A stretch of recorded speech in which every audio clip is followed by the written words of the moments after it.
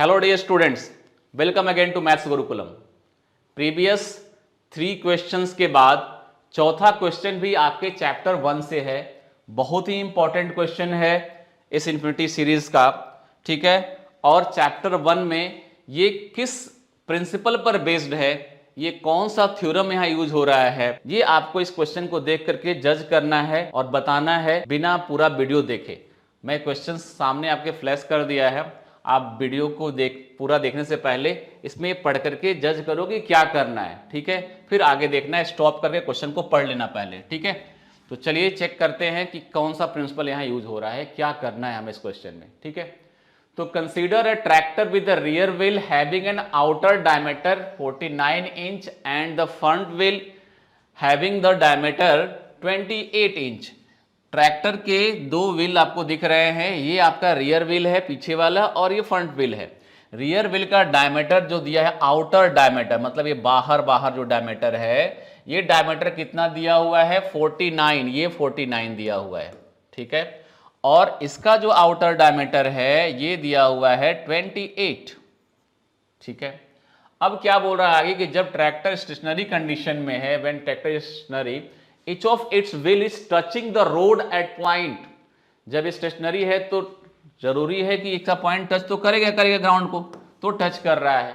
तो बोल रहा है कि जो रियर व्हील है उसका जो पॉइंट ए है, किसका पॉइंट ए, इस टायर का पॉइंट ए, इस टायर का पॉइंट ए अगर इस पॉइंट को माने तो पॉइंट ए टच कर रहा है ग्राउंड को, और इस फ्रंट व्हील का पॉइंट बी है टायर का जो टच कर रहा है, ठीक है। यहां पर आपको उसको यहां पर इस फॉर्म में एक्सप्रेस करके दिखाया गया है, आप यहां डायग्राम में देख सकते हैं कि इसका बी पॉइंट टच कर रहा है बड़े वाले का यानी रियर व्हील का, और छोटे वाले यानी फ्रंट व्हील का ए पॉइंट टच कर रहा है, ठीक है। अब क्या बोल रहा है कि ट्रैक्टर स्टार्ट करता है, start moving so do the point A and B. जब ये मूव करेगा तो पॉइंट ए भी इधर, अगर ये मूव करेगा आगे की ओर तो पॉइंट ए किधर जाएगा, ऊपर की ओर जाएगा, है ना।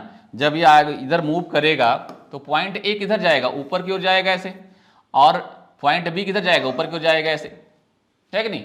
तो पॉइंट ए और बी भी मूव करना शुरू करते हैं। क्वेश्चन क्या है कि after how many rotations of the rear wheel and the front wheel will both this 2 points touches the road again at the same time. जब ये रोटेट करना शुरू कर दिया तो देखो, जब क्या ये पॉइंट ए दोबारा यहां पहुंचेगा तो क्या ये बी यहां दोबारा पहुंचेगा, या ऐसा बोलेंगे जब बी दोबारा रोटेट करके यहां पहुंचेगा तो क्या उस टाइम पे ये पहुंचेगा, तो नहीं। आपको बिल्कुल क्लियर है कि ऐसा क्यों नहीं होगा, बिकॉज इसका डायमीटर ज्यादा है, सर्कमफरेंस ज्यादा है, तो ये एक चक्कर जितने में लेगा उतने में शायद ये 2 चक्कर ले ले, है ना, या 1.5 चक्कर ले ले, लेकिन पता नहीं कितना लगेगा। तो जरूरी नहीं है कि जब ए दोबारा टच करे तो बी उसी टाइम पे टच करेगा, लेकिन क्वेश्चन में यह है कि कितने रोटेशन के बाद फिर ए और बी दोनों एक साथ ग्राउंड को टच करेंगे। ये क्वेश्चन आपको समझ में आई थिंक आ गया, क्वेश्चन समझा दिया मैंने। The number of rotation of rear wheel और the number of rotation of front wheel, कितने रोटेशन के बाद दोनों आपस में टच करेंगे, वो आपको रोटेशन निकाल के बताना है।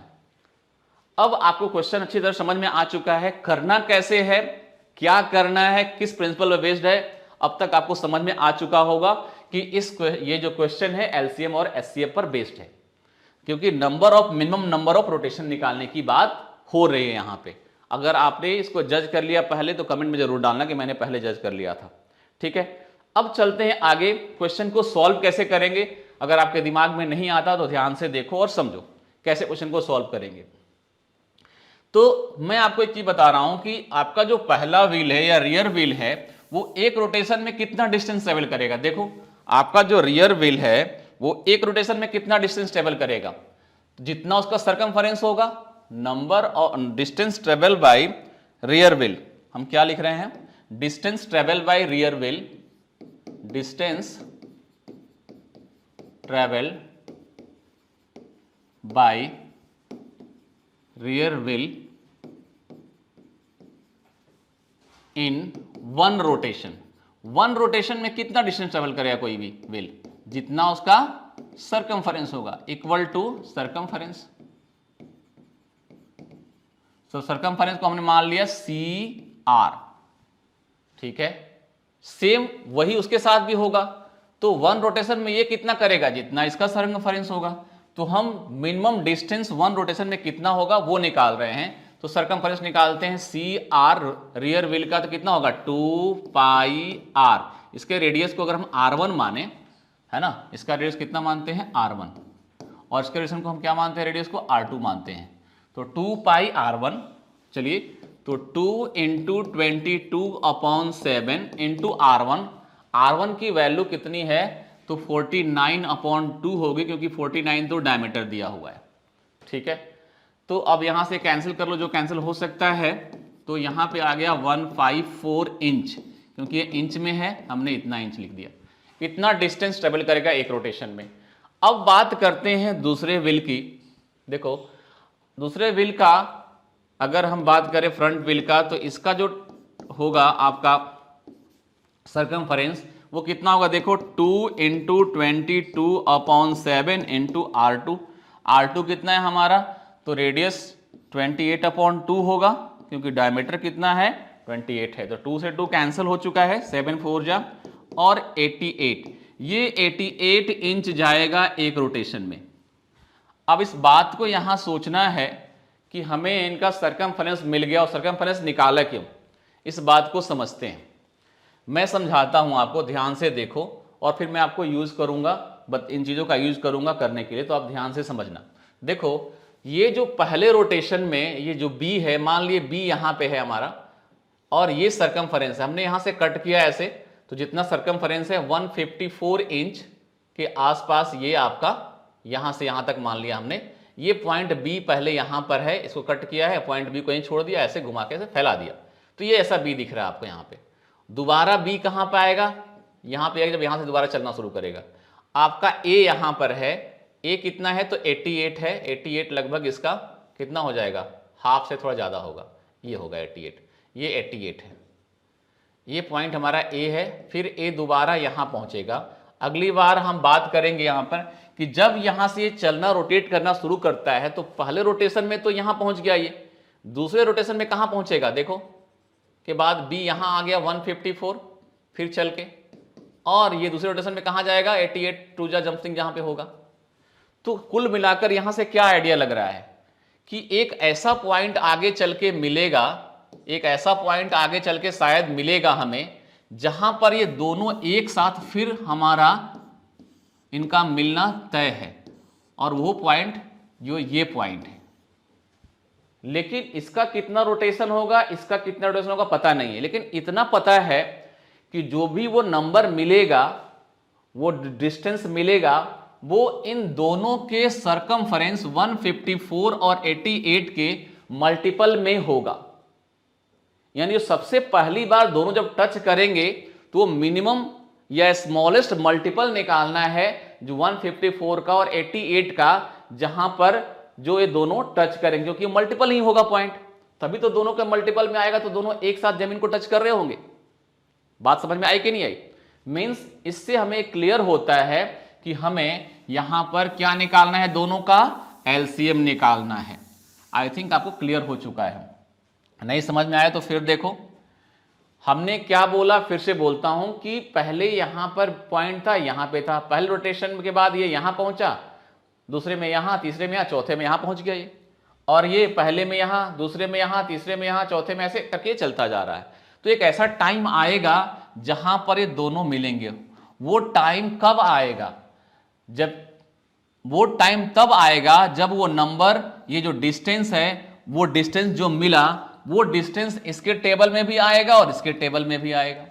मतलब इसका भी मल्टीपल होगा, इसका मल्टीपल होगा, और वो सबसे पहला मल्टीपल हमें ढूंढना पड़ेगा, यानी लोवेस्ट कॉमन मल्टीपल हमें लेना होगा। हमें क्या निकालना पड़ेगा, एलसीएम। तो चलेंगे हम क्या निकालेंगे, एलसीएम।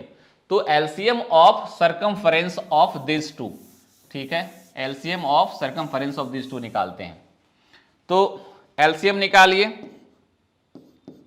एलसीएम ऑफ किसका से निकालना है आपका, 154 एंड 88 इंच, इन दोनों का एलसीएम निकालना है। चलिए, तो 154 88 के एलसीएम निकालने के लिए हम क्या करेंगे, इसको पहले फैक्टराइज कर लेते हैं। 154 का फैक्टराइजेशन कितना होगा बताइए, 2 × 11 × 7 है ना, 2 इंटू 7 11 लिख सकते हैं इसे। और 88 करिए कितना होगा 2 इंटू 2 इंटू 2 इंटू 11, ठीक है। तो ये 2 पावर क्यूब हो गया इंटू 11 हो गया। तो एलसीएम कितना आएगा बताइए, एलसीएम कितना आएगा इनका, तो 2 पावर 3। एलसीएम कैसे निकालते हैं, सबसे बड़ा पावर लेते हैं दोनों में जो नंबर का सबसे बड़ा पावर होता है। तो 2 का पावर 1 है, यहाँ पे 3 है तो 2 पावर 3 लिया। 11 पावर 1 है, यहाँ 11 पावर 1 है, 11 पावर 1 ले लिया। 7 पावर 1 है, यहाँ 7 तो है ही नहीं, इसका मतलब 7 पावर 0 रहा होगा, तो यहाँ हमने क्या ले लिया 7 पावर 1 ले लिया। तो कुल मिलाकर आपके सामने ये आ गया, मल्टीप्लाई कीजिए 11 8 जा 88, 88 इंटू 7, 7 8 जा 56, 6 और 6 और 6 1 6, ठीक है। ये आपका एलसीएम आ गया। कहने का मतलब 616 वो नंबर है जो 154 के टेबल में भी आता है और 88 के भी टेबल में आता है, मतलब दोनों का मल्टीपल है। यानी इसी पॉइंट पे दोनों इतने ही डिस्टेंस पे एक साथ पॉइंट ए और बी जमीन पे दोबारा ग्राउंड पे लैंड करेंगे, ठीक है। अब वो कितना रोटेशन इसका होगा, कितना रोटेशन इसका होगा निकाल सकते हैं।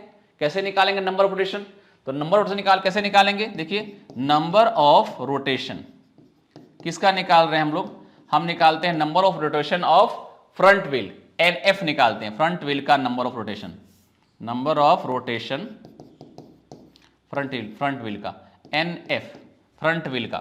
तो कितना होगा फ्रंट व्हील का, देखो 616 डिवाइडेड बाई सर्कमफरेंस, क्योंकि एक रोटेशन में जितना डिस्टेंस ट्रेवल कर रहा है उससे डिवाइड करेंगे तो टोटल डिस्टेंस में तो निकल जाएगा नंबर ऑफ रोटेशन।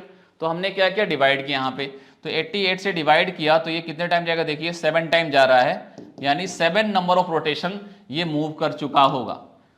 इतने में रियर व्हील कितना रोटेशन मूव कर चुका होगा, रियर व्हील का नंबर ऑफ रोटेशन निकालते हैं N of R, number of rotation of rear wheel कितना होगा, देखिए 616 sorry N R equal to 616 upon कितना है बेटा आपका ये 154, तो डिवाइड करते 154 से कितना आएगा, डिवाइड कीजिए तो ये आता है आपका 4 टाइम जा रहा है इक्वल टू 4, मीन्स इसके 4 रोटेशन और इसके 7 रोटेशन के बाद दोनों ग्राउंड को टच कर देंगे, ठीक है। यहां तक वो बात में समझ में आ चुकी है। तो आज के लिए इतना ही, मिलते हैं नेक्स्ट वीडियो में।